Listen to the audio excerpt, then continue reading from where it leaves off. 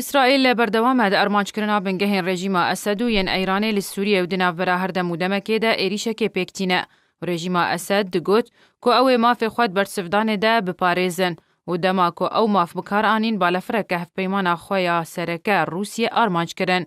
و جوه دمجی هین اسرائیل رجد لسر ایریشکرنین خواه لسر هر بنگه که لنافخاکا سوریه که گفکه یا مطرسیه که لوان بکه. وزیر انرژیا اسرائیل یووال اتاینتش گوت که اسرائیل ایریش خواه دیجی ایران لسوریه بردوام بکه و سربار کرد که اسرائیل بردوام به لسر کار خواه لسوریه تاوی کریزه و ناآرامی اولهی پشتی ارمانج کرنا بالفر روسیه جالیه براوانیا چکدارین اسد و وی وزیر اسرائیل بردوام کرو گوت که براوانیا رژیم اسد به دهان موشکن دیجی بالفران با آوائه که به سروبر هاویتن تاوی که بالفرن اسرائیل و گریابون بنگه خواه و او یک بو اگرا کتنا بالفرا روسیه. دی پنجه هیوه هفتان دجی وزیر نافخوی اسرائیل جلعاد اردان جعالی خدا گوتبو که اسرائیل چکدارن اسد آرمانج بکه اگر نیزی کی بلندهین جولانه ببنو گوتجی که دوی او روسیه و اسد را دیار بکه که او هبونه کلشکری یا رژیم اسد لدورن که دوی بیچک بن ناپجرینن.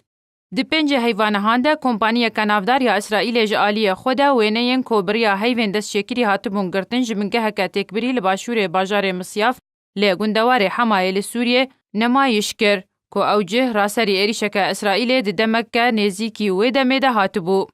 دی ده حیوان دوم دجی جه سال 2018 اسرائیل ارمانج کرنا هنده وران لسوریه مکر هات که دوی دمیده ایریش لسر بنگه هکا ایران لسوریه کربو. دی پنجه حیوان هفتان ده هنجه درانج اپوزیسیون سوریه بهستنا و دنگا تقینه کمزن لدورکه که عنبارن چکان ین چکدارن اسد و هفمیمان نوی لیبون او جیل پاریزگاه درعای دابون زانین. جالی خود برپرسکی امریکای پیکانینا هفمیمانی ناف دولتی جه ایریش که نزیکی باجار البو کمال لسوریه نراس کرو لگور همان برپرسی که او ایریش جالی اسرائیل و هاتبو پیکانین. هن برپرسن امریکای جه گوتبون که او دور یا که او ایریش لسر هاتبو کرن دورکه که ملیسین رژیمه لی چالاک بون و ملیسین بسر ایرانه و تیده هبون. ارتش اسرائیل اشکره کرکو بالفرا ایرانه یا کل آسمان اسرائیل دستباتا بوری ده هاتو بخواره دریا پیکانینا ایریشه که دبو لسر اسرائیل و داگرتی بو بمادهین تقینر.